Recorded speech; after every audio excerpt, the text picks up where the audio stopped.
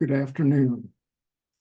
My name is George Freestone, and I'd like to begin telling you a story about a goal that my wife Carol and I chose to undertake several years ago.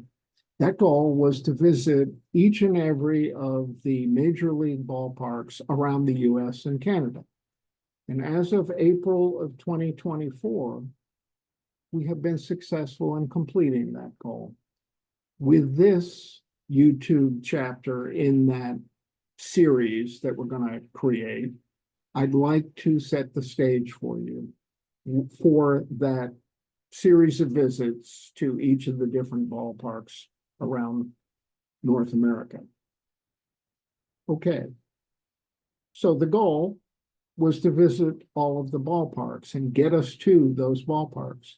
But one of the very nice things about doing that is it got you to most of the interesting cities throughout the United States. And once you get to the city, there is a whole lot of interesting things you can do. And so we not only enjoyed the baseball heritage and the baseball games that we attended, but we had a chance to sample the museums, the food, the restaurants, the attractions, all of the different opportunities that existed in those cities. I do want to start out this story about our baseball journey by talking about my attire. You'll see that I have both a baseball jersey and a baseball cap on. The jersey is one that I picked up in Cooperstown when we were visiting the Hall of Fame there, the Baseball Hall of Fame. And it really is a tribute to my father. This is a Brooklyn Dodgers fan jersey, and my dad was an avid fan of the Brooklyn Dodgers, and he continued to be a fan after they departed Brooklyn and took up residency in Los Angeles. So I tended to wear this jersey in part as a tribute to my dad. The cap was a little bit of a tribute to where Carol and I live. This is a cap for the minor league club in Reading, Pennsylvania, the Fighting Phils, and there you can see the fist on the F for the Fighting Phils.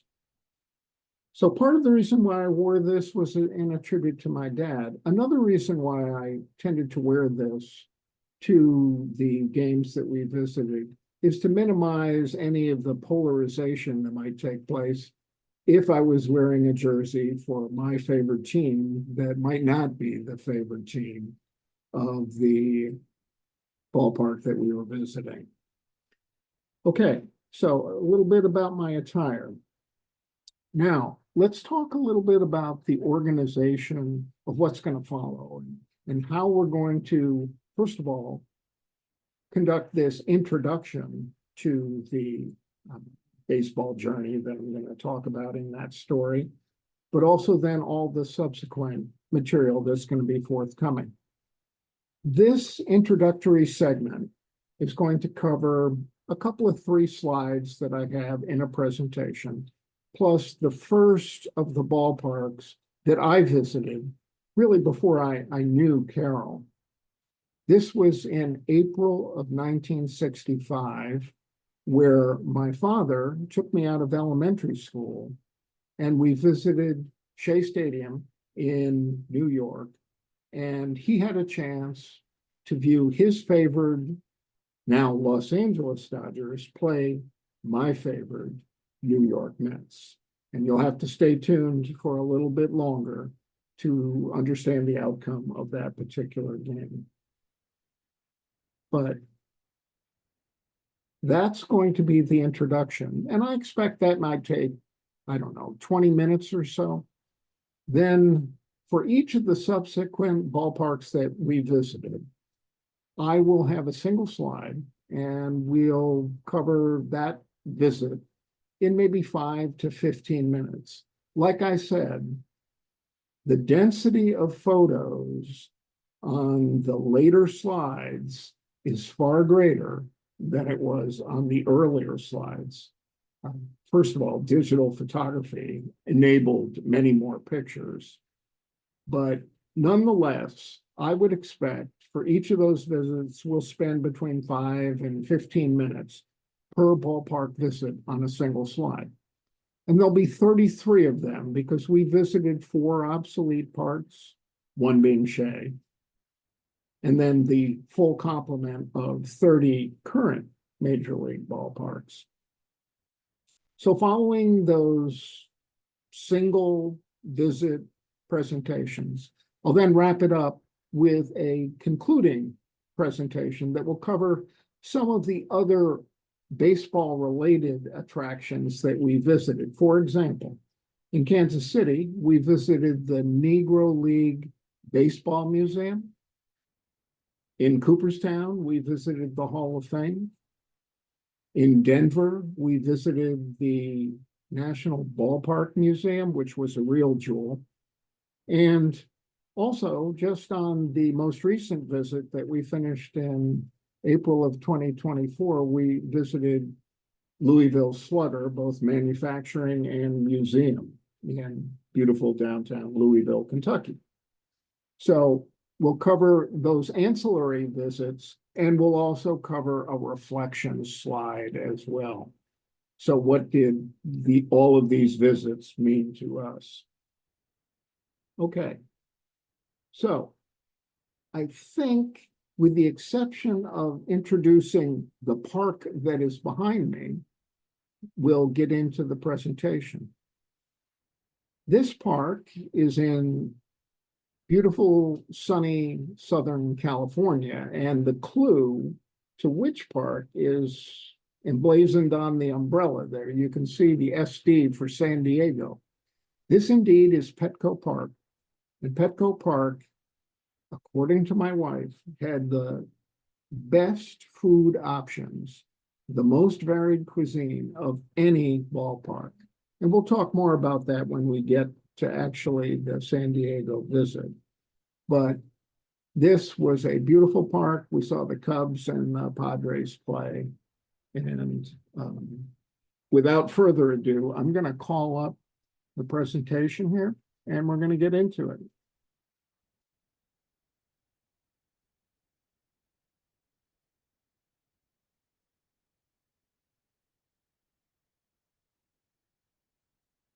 Okay, just a little orientation to the screen before we get going too far. In the upper right of your screen, you will still be able to see me in a little micro screen as I'm talking to you about each of these different slides. Again, the presentation is called Our Baseball Journey Together. My wife, Carol, and myself.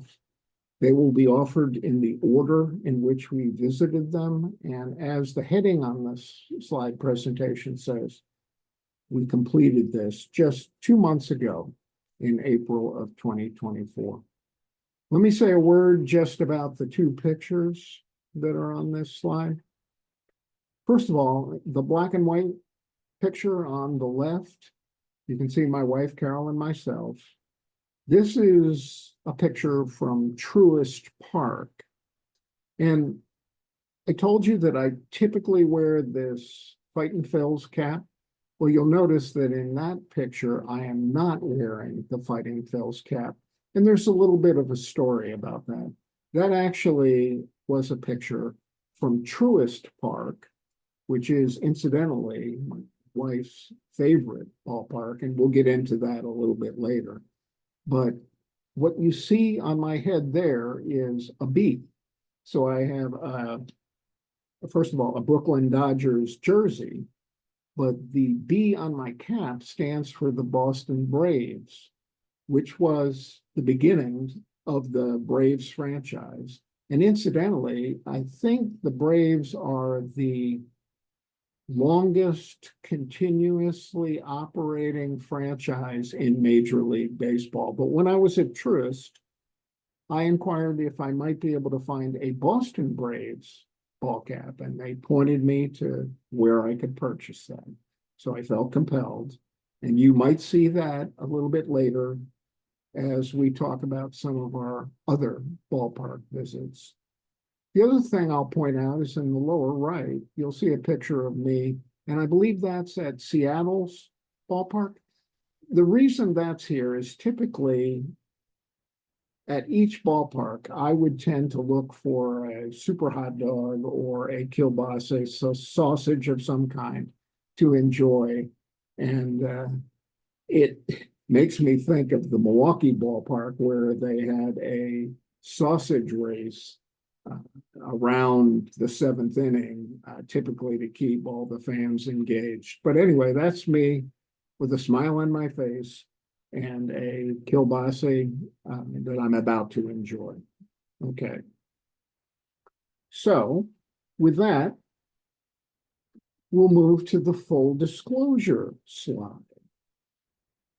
I don't want anybody to leave this introduction not knowing that I am a Mets fan. Now, I understand that you're going to see a lot of different baseball attire on me, but I am a Mets fan. And the reason for that is I spent several years growing up in the metropolitan New York area. So I had a chance to enjoy the Mets from the time that they were started operation in 1962 through when we moved away from metropolitan New York to the Harrisburg, Pennsylvania area. This particular slide focuses on the world champion 1969 Mets. So in the short distance of time from 1962, when the Mets had 40 victories and 120 losses, we'll talk about that shortly, but they had a terrible first year. From 1962 and that level of performance until 1969, where they were the world champions, that was a significant transition for a new ball club. And here in the picture, I'll point out that we have Coach Yogi Berra sitting just to the right of the ball in the mitt. But the manager is right behind the ball in the mitt in the first row. It's number 14. It's Gil Hodges. And Gil Hodges was an ex-Brooklyn Dodger, as a few of the early Mets were. I will also point out that Jerry Grody is sitting to the right of Gil Hodges, lucky number 15 there. And he also appears in the photograph in the lower left.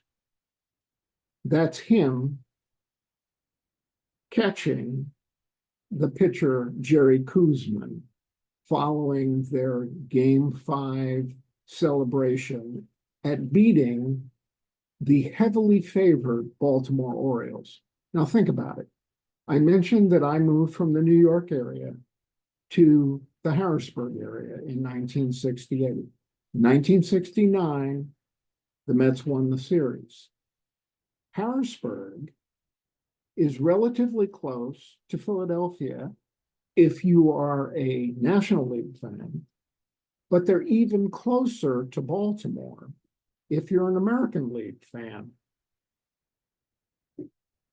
So in 1969, as I was in the Harrisburg area, I found myself heavily into Oriole country. And the Mets, in that series that they were destined or favored or forecasted to lose, they actually dropped the first game, but then took the next four from the heavily favored Baltimore Orioles. This is just one of the old yearbooks that I have, but my main purpose in sharing this slide is just so all of you know that I'm a Mets fan. I'm not sure that Carol has as distinct a favorite team. As we were younger, she went to school at the Indiana University of Pennsylvania. And so she had a chance to develop an affection for the Pittsburgh Pirates about that time. But we'll talk a little bit more about the various clubs and various interests going on. Okay.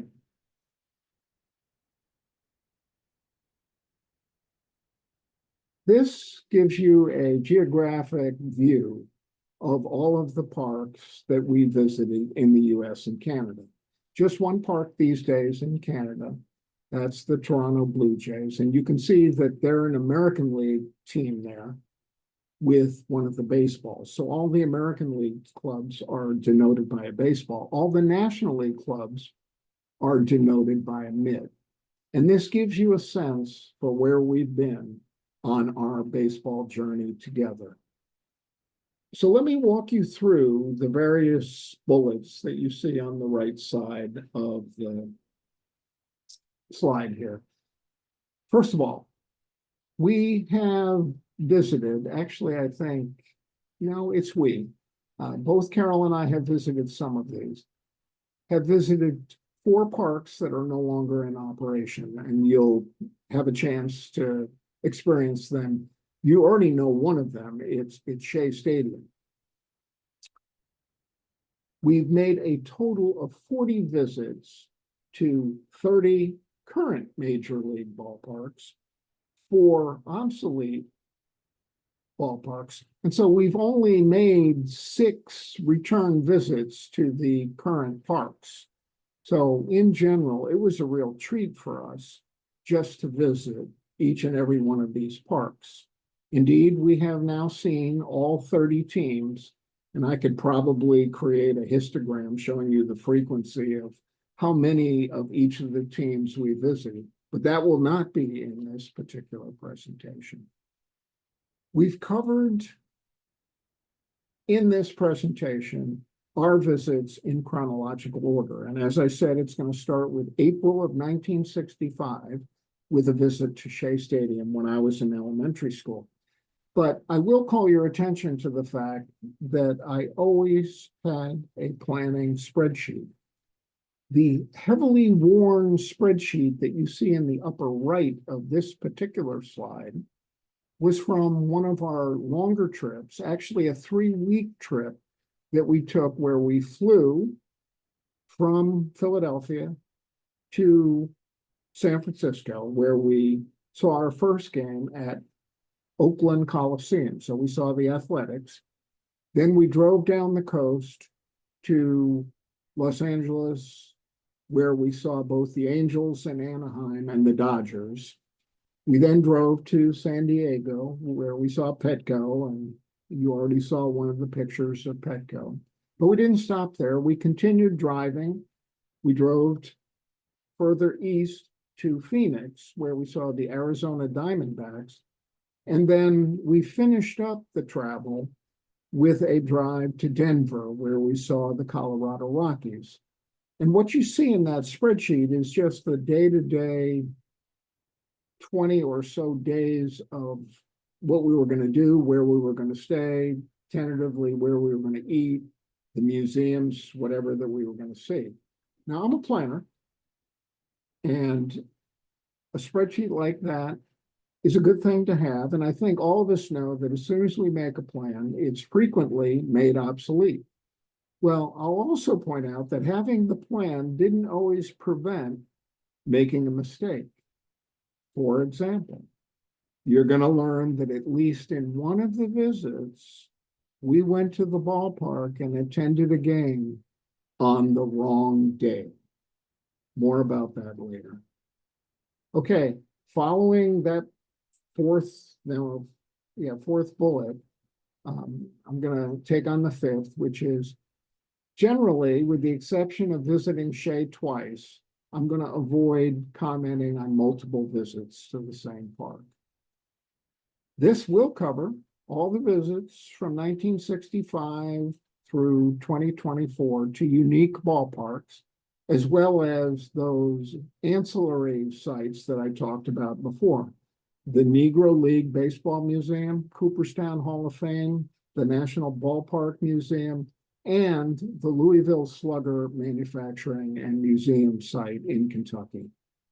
Final thing about this slide is, in addition to me seeking out kielbasa, Carol and I always got an ice cream in one of those plastic helmet cups that you see on display, at least an interim collection of them, before we finished.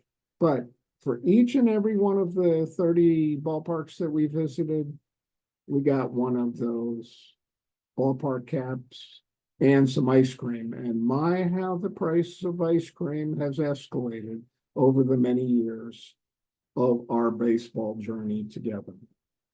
Okay, this is going to be the last slide for the introductory segment that I have for you.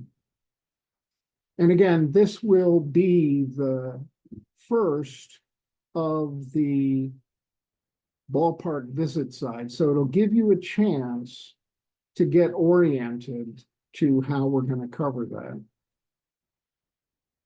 The density of pictures, as I said, picks up drastically as we go a little further into the presentation. One other thing I just want to point out is the lower right of each of these slides covers the summary of the outcome of the particular game that we saw, as well as, if you access just the presentation, not this Zoom recording in YouTube, it will be a link to the box score. So you'll have a chance to explore the details for any game that you might want to. And in this case, you can see that my dad took me to the second game of the season in Shea in 1965. Shea was a relatively new stadium in 65. It actually opened in 64, I think. And there's a picture of it in the upper right there. And I'll talk a bit about that picture in a moment. But for my birthday, my 11th birthday, my dad took me out of elementary school and he took me to Shea. I think part of it was because he was a Dodgers fan. I think another part is he knew I was a Mets fan and he wanted me to enjoy myself too. But Shea, like many of the other ballparks of the time, is really a concrete donut. It didn't go all the way around the circumference of the park, but it covered much of it. And they weren't as intimate or as nice as many of the other ballparks that we're going to talk about in subsequent updates about our baseball journey. Okay, next picture I want to call your attention to is the one right below Shea on the right-hand side. That's me, about at the age that we went to Shea. And you'll notice that I'm proudly displaying some glasses. Well, what's up with those glasses, and why do I call them my baseball glasses in the second bullet over on the left? Well, the reason I do that is I played Little League, and the frequent topic of conversation was, this kid just can't be this bad. He must have a vision problem. So maybe he should be tested for glasses. Witness my baseball glasses. Now, my principal reflection or recollection of the visit to Shea was one of, wow, we're really up high, and this is really steep. You can get a sense for that in that picture, but my dad bought us tickets in the stratosphere, and all of the ballparks, of course, have a rather steep angle to them so that everybody has a decent view of the field.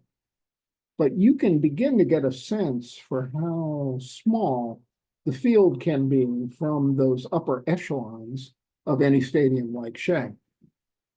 Our home at the time was New Providence, New Jersey.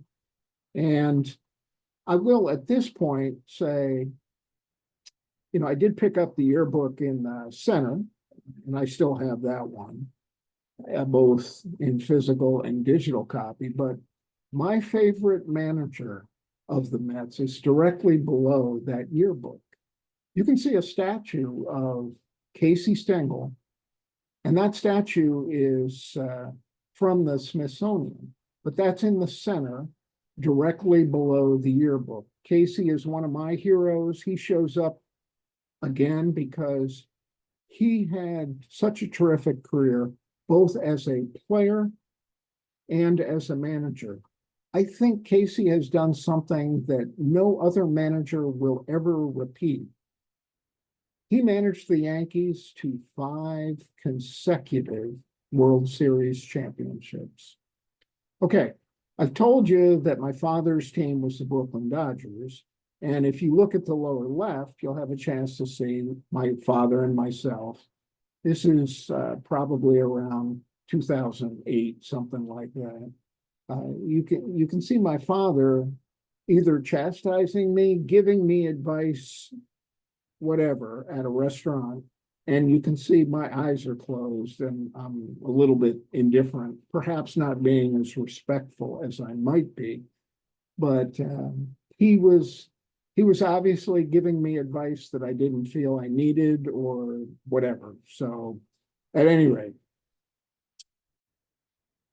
my team was the Mets and is the Mets. My favorite manager was Casey Stengel.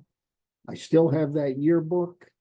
We've already talked about the fact that the lower right on each one of these visits will have a summary and a link to the box score. There are a few pictures that I haven't covered before we hit that last bullet. First of all, I think the only thing that still exists of the Brooklyn Dodgers is a sign from the outside of Ebbets Field. And one of my baseball pals got a picture of that on a tour of Brooklyn, and I've included it here. The second thing I want to call your attention to before I cover the last bullet is pictures of my children. First of all, elder daughter, younger son, right next to my baseball glasses picture, gleefully, and I'll say gleefully, yes, wearing some of the Mets garb that I could still get them into when they were young, before they had a chance to begin thinking about their baseball affiliation of choice. You'll note that Patrick, our son, appears a little less happy with me in that picture right above the Ebbets Field sign. 2 more things, and then we'll get to the 1962 comment in the bullet. The Mets used to offer Banner Day. And what was Banner Day? Well, they would have a competition for a self-created banner and try and award the most creative, most attractive banner. And they would have the banners waltzed around the perimeter of the field, either before or after the game, I'm not sure, probably after. At any rate, my favorite banner is the one that is right below a very young Patrick wearing a Mets cap there. And it says, "To err is human, to forgive is a Mets fan." And for anyone who has followed the Mets, you know how true that is. Okay, when I was at Cooperstown, I saw the shirt that is red and is right between Casey Stengel and the picture of my dad and myself. And since there are many Philly fans in the neck of the woods where I live, I offer it here. You can see it's a Philly shirt, actually, but it says, "My brother is 8. Maybe he could pitch for the Mets." Okay. Last point I want to make about this slide is in 1962, I already let on that the Mets had a terrible record. They were 40 and 120, 40 wins, 120 losses. Now, over the years, clubs did not always play 162 games. But in the table on the left, you can see ranked from the smallest number of wins to they increase going down that table. They still only get to 43 wins in a year. you can see that the Mets are there maybe about 40% of the way down the table with their 40 and 120 season. Part of the reason why I wanted to include this particular table, living so close to Philadelphia, is if you look at that table, now granted,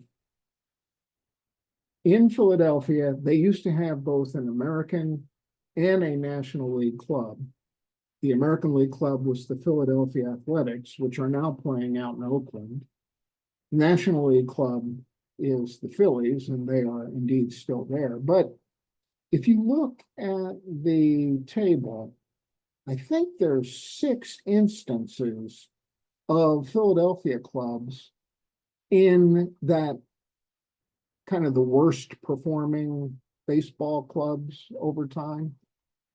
And at least 2 are with less victories than the Mets. Interesting stuff. Okay, well, this begins to give you a sense for what one of the ballpark visit slides will look like. In this case, you didn't get a lot of the food, the restaurants, the museums, because this was a trip that was wholly focused on going to enjoy the game, and I had a chance to introduce you to certain members of my family. But this will conclude our introduction, and shortly we will pick up with other visits in our baseball journey. Thank you very much for your attention.